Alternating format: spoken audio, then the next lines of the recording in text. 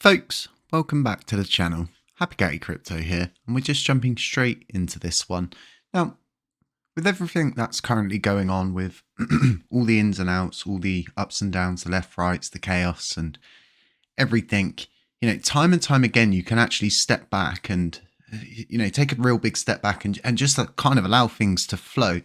Now, it's been very hard for me biting my tongue, so to speak, and keeping everything in to ensure we're giving off the right kind of vibes at all times. Now, Vin made a very bad decision trying to team up with Terra Rebels. He has now mostly reversed on that with a tweet today. I should have got a video out yesterday on it, but I've just got so much stuff going on in my personal life, and trying to juggle everything at the same time is not always that easy. So the Hexxagon cooperation update, we've acted on the Terra Classic community's feedback, and we've agreed to separate our community quarterly spend proposal and wallet.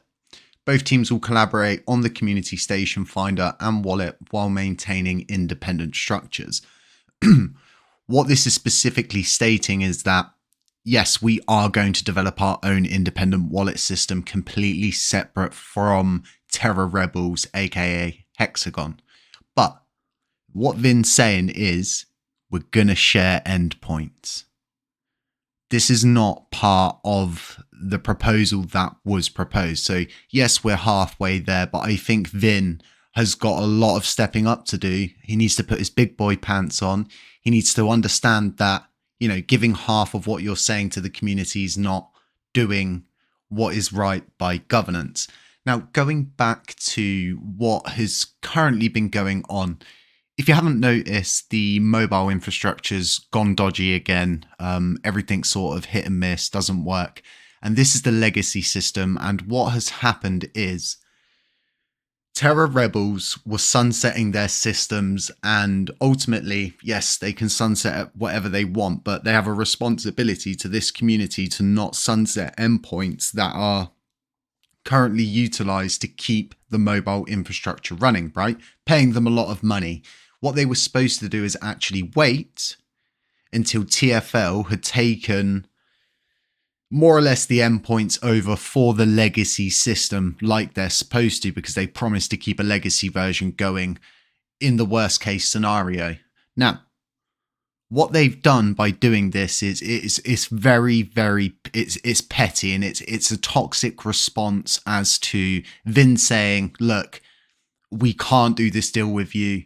It's not working. And like I said, I had to bite my tongue on this. If anybody thinks I wasn't pushing in the background on this like crazy, I definitely was, and the stress has been real. But we are going to get what was passed and proposed through governance without a doubt. And Vin is going to come to terms with that.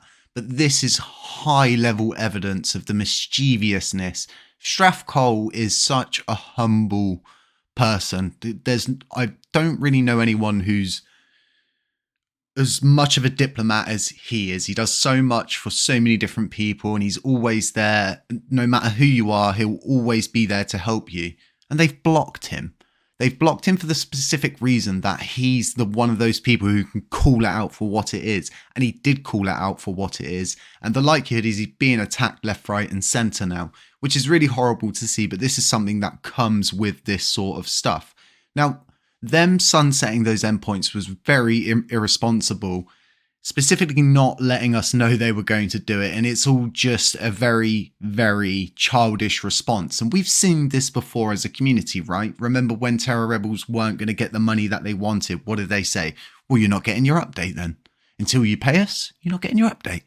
And we're back to our old tricks. So like I said, stepping back sometimes and allowing these things to happen, it's kind of proof. It's not kind of proof in the pudding. It's 100% proof in the pudding, because now everybody's wondering like, well, when do the endpoints go back up? Well, when TFL bring the endpoints up for the legacy system, right? And this is even more incentive as to why we need to create our own infrastructure, why we need to have our own endpoints, because ultimately none of this would be happening right now. None of it. We wouldn't need to wait for TFL to update anything. We'd be relying on, a childish group of people that we don't know what they're going to do when they don't get their own way. And this is clear sustenance as to a group not getting their own way and acting maliciously to the people around them and people like myself. What it is, a lot of people see everything as a personal attack. It's very common, and I'm going to go on to explain this. Everybody seems to think it's personal. It's all a personal thing. Oh, HCC's doing this. It's very personal. They're attacking me. No, we're not. You've come up with an idea. You've come up with a plan. You're putting yourself out there. So ultimately, we're just calling it how we see it. We don't get personal with people. I don't start going, oh, this person looks like this or this person looks like that. All I ever do is use historical accounts of how people have behaved. That's not me getting personal. That's me stating previous historical events that have actually happened in this community. And this whole level of getting personal, it happens across board. So any Telegram group that I've ever created, it's always the same thing. Somebody wants to promote their game, their group, they want to promote their node, they want to promote all these different things, but we can't allow that, right? And then it becomes a personal thing. Oh, HCC won't let me post this. Oh, I can post in every other group, but I can't post in HCC's group. What an idiot. And it's like, I'm at the point now where I just went, you know what? I'm just not going to have any Telegram groups. And I'm just going to do what every other YouTuber, content creator and validator does, where they're just they'll give their input and that be that sort of thing. But, I spend so much time always there. And I mean, always there. A lot of people ask me, when do you sleep? When do you do this? When do you do that? And it's like, I'm always around. If I'm not at my full-time job, I'm here behind this desk fighting towards a greater LUNC for this community. And, I got a lot of heat for simply saying that we shouldn't burn those USTC coins. And it does affect me. All of these different things affect me. Vin attempting to team up with Terra Rebels Hexxagon made me look like an idiot. It made a load of people start to distrust me and think, well, HCC's passed this proposal. Maybe I don't trust this guy anymore. And it's like, it's always comes down to me that I'm the buffer and things that go on behind scenes. It's really sad that I had to bite my tongue. I couldn't say anything until a copy of the repository had been sent over and all of these different things that I'm expected to take the brunt of. And it's like, a lot of people don't understand the lengths that and the amount of hours that go into everything behind the scenes. And it's just, it's really horrible. But the good thing is, right, from all of this is that they've shown us their true colors once again. And then same with Vin, with this whole situation saying about how we are going to be getting our own infrastructure. And, this is only halfway there, but ultimately, once we propose better endpoint infrastructure that we can actually update, that we actually own as a community, that we're not at risk of some other group getting upset about the decisions that have been made because it doesn't involve them and them shutting down endpoints intentionally to do this and cause all sorts of stuff.